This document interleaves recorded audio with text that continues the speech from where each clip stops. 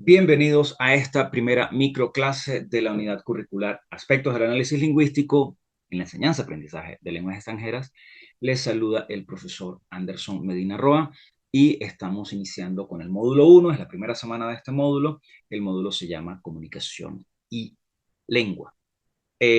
Comunicación y lengua, que son dos términos que vamos a, o dos nociones que vamos a abordar desde la perspectiva sociolingüística en el marco de lo planteado por Halliday sobre el lenguaje como semiótica social. Esta es una noción que el autor trabajó desde la segunda, a partir de la segunda mitad del siglo pasado.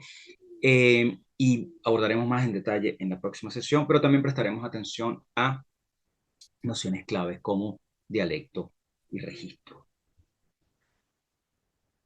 De hecho, eh, esto lo vamos a hacer basándonos en las lecturas de un par de textos. Uno de ellos es, perdón, The Uses and Uses of Language, que está compilado en The Collected Works of M.A.K. Halliday, el volumen 10, que es una edición de Jonathan Webster en 2007. El texto es de 1964. Y es el texto que vamos a estar conversando en esta primera semana del módulo.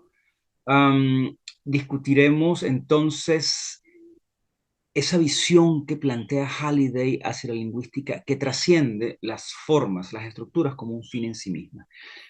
Y consideramos además que al hacerlo, Halliday de alguna forma da un paso más allá de la tradición teórica reinante, preponderante en el momento. Una tradición que estaba constituida por la lingüística de las estructuras, ya sea en la versión norteamericana con Chomsky o en la versión europea con el estructuralismo saussuriano. En este Halliday del 64 podemos ver que las estructuras son un medio para un fin, y al plantearlo de esta manera no es que da un paso al vacío Halliday fuera de la tradición y se revela, no, es que está en consonancia con las ideas de su tiempo, ideas que generan un cambio paradigmático en la ciencia en general, pero nos interesan las ciencias sociales, eh, un cambio en el quehacer científico en las ciencias sociales. Eh, ¿Por qué nos interesa las ciencias sociales? Bueno, porque la educación es una ciencia sociales y educadores somos. Eh, estos cambios plantean nuevas formas de responder a las preguntas típicas de la ciencia, y además al tener nuevas formas, nuevas herramientas para responder a esas preguntas, también hay nuevas herramientas para explorar aspectos hasta ese momento no explorados respecto al funcionamiento del lenguaje, respecto al estudio del lenguaje. Esto implica entonces esa posibilidad de no solo presentar nuevas respuestas a las preguntas típicas de una ciencia, sino plantear nuevas preguntas a la luz de nuevas maneras de comprender los fenómenos. Eso es lo que implica la construcción de conocimiento, eso es lo que implica el quehacer científico. Entonces Halliday no está sino haciendo su trabajo. En las sesiones de este primer módulo, quiero que prestemos atención a algunos de los temas tratados por Halliday en esos textos, ¿no? Apuntando por una parte a que se trata de ideas que han estado en el ámbito de la ciencia del lenguaje por más de 50 años, por lo menos desde la pluma de Halliday, y que aún muestran su vigencia para la comprensión de fenómenos lingüísticos, entre ellos, insisto, la enseñanza de lenguas. Por otra parte, se busca además conectar estas ideas de este autor con la elaboración que de las mismas ideas hizo el mismo autor durante 50 años y que terminan plasmadas en la edición 2014 de la Introducción a la Gramática Sistémico-Funcional de Halliday y Matheson, y de este texto estaremos leyendo un par de capítulos el próximo módulo. Pero regresando a nuestro momento inicial acá de este recorrido, en este corto video apuntaremos desde el texto abordado a los siguientes temas. Por una parte, una visión general sobre los usuarios y los usos de las lenguas, es decir, esas nociones y cómo las comprendemos desde Halliday, cómo las adaptamos a nuestro yo docente. Haremos una breve elaboración sobre las nociones de dialecto y registro, y para esta última tendremos que hablar desde el Halliday del 64 sobre campo tenor y modo. El estudio del contexto, dice Halliday, conduce al análisis de tipos de situación y de los usos del lenguaje, por lo que la atención del autor está en los usuarios del lenguaje y los usos que estos hacen de aquel, es decir, los usos que los usuarios hacen del lenguaje. Perdón por la cacofonía.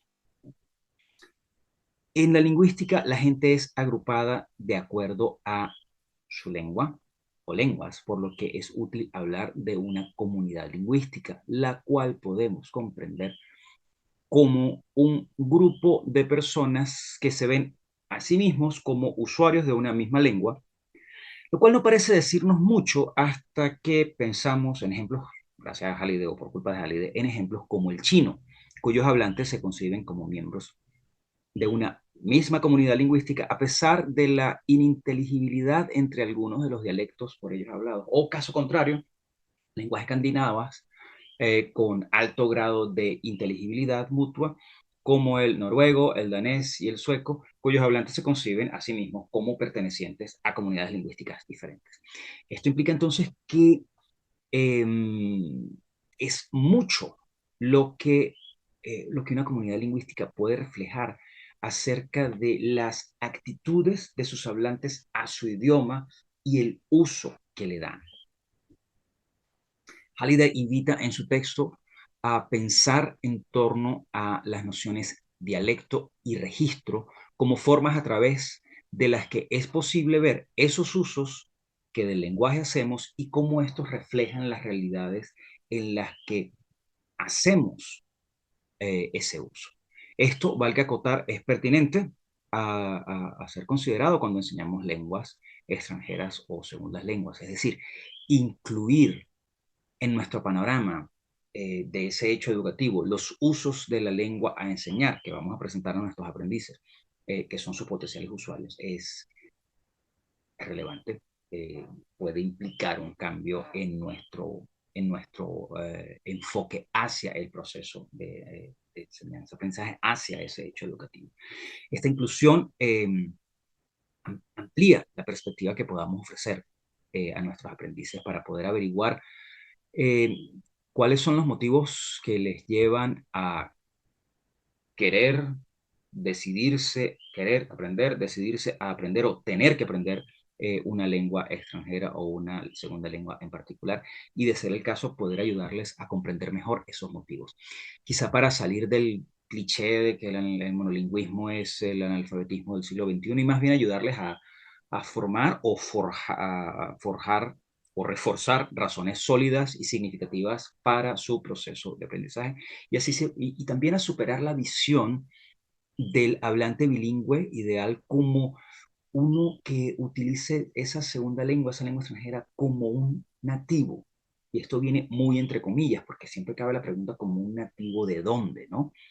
Esto entonces implica además comprender y enseñar que el bilingüismo tiene varias facetas, por decirlo de alguna manera, en las que la inteligibilidad es clave y en las que, bueno, ese nivel de inteligibilidad va también a venir de alguna forma marcado por cuál es la intención que tiene el estudiante para aprender esa lengua.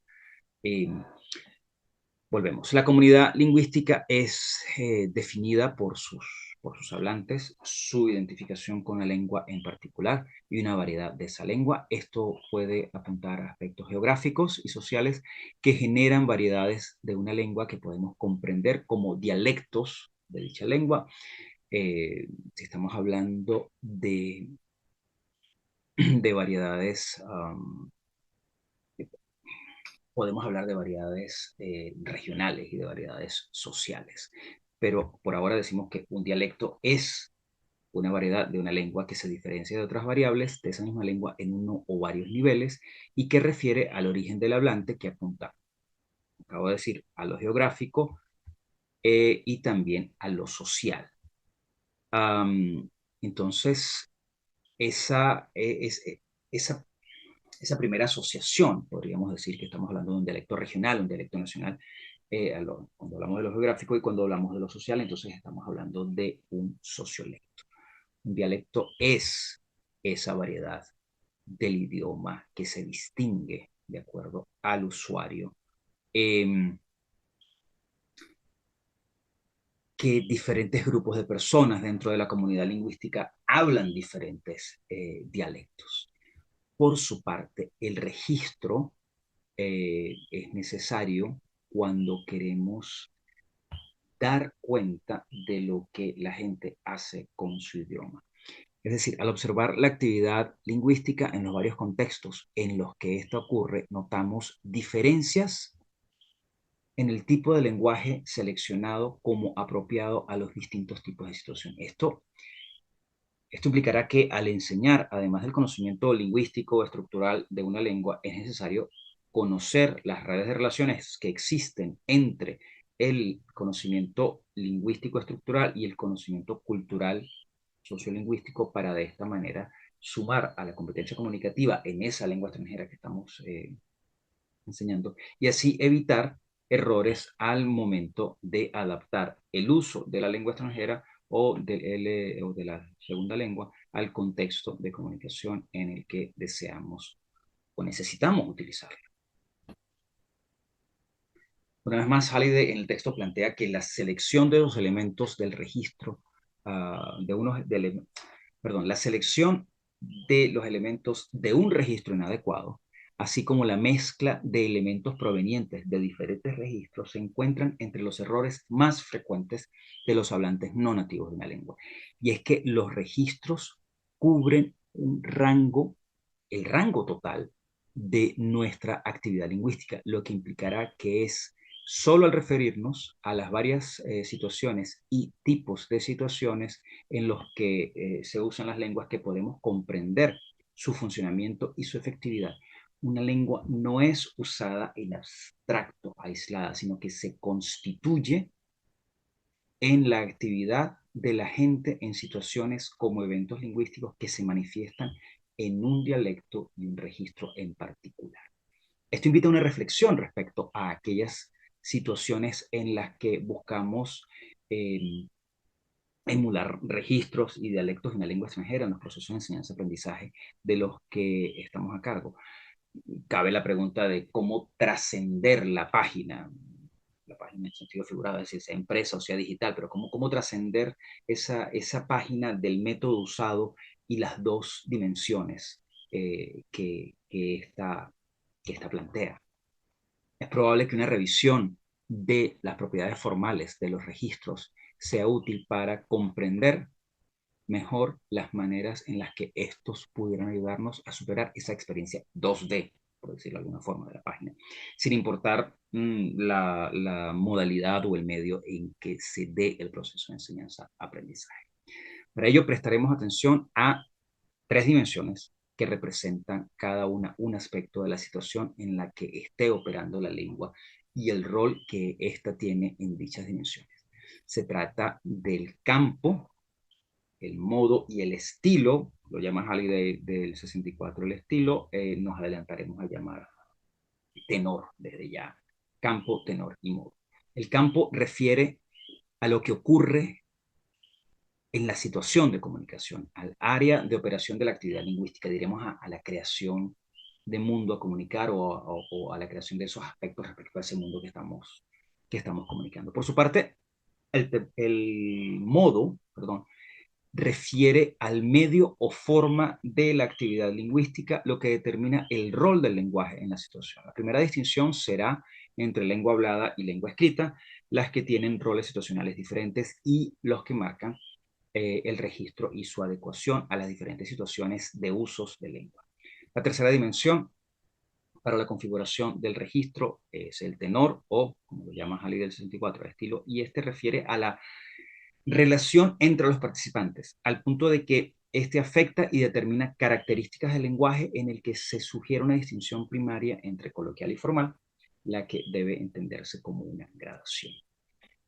El registro, la variedad, y esto es interesante, la variedad que cambia de acuerdo a la situación, no de acuerdo al individuo, sino a la situación, la comprendemos como el producto de estas tres dimensiones de clasificación. Ahora bien, estas tres dimensiones no son independientes, sino que más bien se solapan, están interactuando constantemente, son interdependientes. Las propiedades formales de cualquier evento lingüístico serán las asociadas con la intersección con la intersección apropiada con la intersección de campo, tenor y modo. Un ejemplo presentado por Halliday refiere a una clase de biología en una universidad en la que esta clase se marcará en el campo de la biología, aquello de lo que se quiere hablar, aquello de lo que se habla. Eh, en el modo clase, es el rol del lenguaje en la situación de comunicación, y el tenor, docente a estudiante, lo que refiere a la relación entre los participantes y los diferentes roles que deben cumplir. Si alguno de estos elementos cambia, el producto de las tres dimensiones, es decir, el registro cambia. Tomemos el mismo ejemplo y le cambiamos el contexto general. Y entonces sigue siendo el campo biología, sigue siendo el tenor docente-estudiante, pero en lugar de estar en un salón de clase, están en el cafetín de la universidad. El modo ya no será modo clase porque el contexto general hace que sea necesaria una adaptación, a menos que, no sé, hayan habilitado el cafetín para la clase, pero no, pensemos en dos personas sentadas en una mesa tomándose un café, hablando sobre algún tema de la clase de biología. Sigue siendo docente-estudiante, sigue estando esa relación jerárquica, si se quiere, ahí cada cual tiene su rol bien definido, pero ya no están dentro del salón de clase, de manera que el tenor, perdón, de manera que el modo varía, se adapta a la situación, y eso ya habla de un registro distinto, lo que implica entonces que todos hablamos en registros diferentes, es decir, tenemos un sinnúmero de registros porque tenemos un sinnúmero de posibles situaciones de comunicación en las que podamos estar involucrados. Este es un buen punto para reflexionar respecto a dónde nos dejan este par de nociones que leemos en Halliday, dialecto y registro. ¿Dónde nos dejan frente a nuestra práctica docente y el currículo que seguimos? ¿Dónde está nuestro foco de atención? Más allá de esa suerte de término paraguas que dice, no, mi enfoque es comunicativo, pero a veces es como un paraguas y uno no sabe exactamente a qué se refiere, ¿no? Es decir, ¿dónde estamos? Más allá de esto, ¿no? Ya que hablamos en diferentes registros, cabe la pregunta de si planteamos de alguna manera esto en el panorama de nuestra práctica docente. Una pregunta que además puede adaptarse, puede ampliarse a la noción de dialecto en la enseñanza de una L2, en el marco de dos ejes al menos, lo regional o lo geográfico y lo social, un poco para trascender esa división generalizada, eh, no sé, pensando en el inglés británico y el inglés americano, o en el español peninsular y el español latinoamericano. Es decir, trascendiendo un poco eso, porque sabemos que a lo interno de cada macro variedad hay una riqueza eh, sociolectal, si se quiere, una riqueza dialectal amplísima. Quizá sean estas interrogantes un buen punto de partida para la discusión en la sesión síncrona. Así que muchísimas gracias por su atención y nos vemos en clase.